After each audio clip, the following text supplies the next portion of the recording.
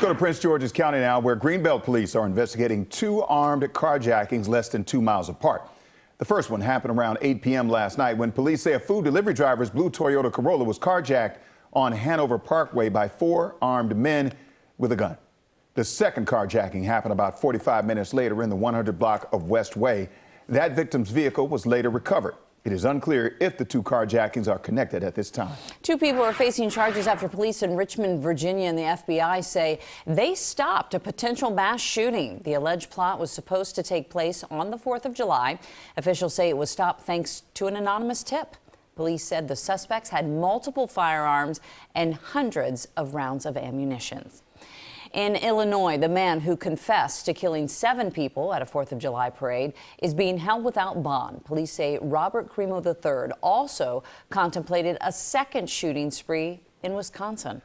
Let's go to Texas now, where a new report finds that there were several missed opportunities to stop the massacre at Robb Elementary School. An assessment by Texas State University points a finger at the first 2 officers who spotted the gunman and then waited for permission to shoot.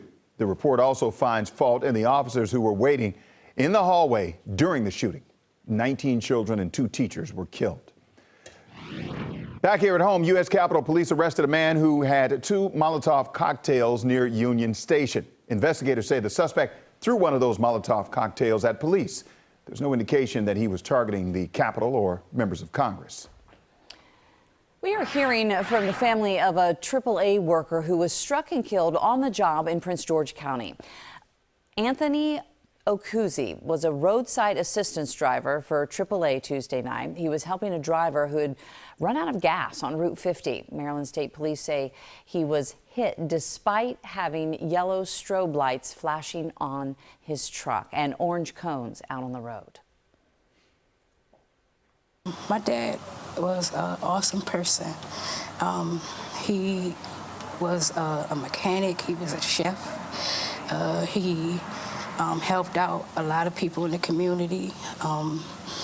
He helped out all his friends. He was just a wonderful person to know. Anthony Okuzi moved to the U.S. from Nigeria 40 years ago. Maryland State Police say the 21-year-old driver that struck and killed him stayed on the scene. Metro says it temporarily is pausing the return of its 7000 series rail cars this week to deal with a data backlog problem. It comes just a few weeks after Metro returned 8 of the troubled rail cars to service.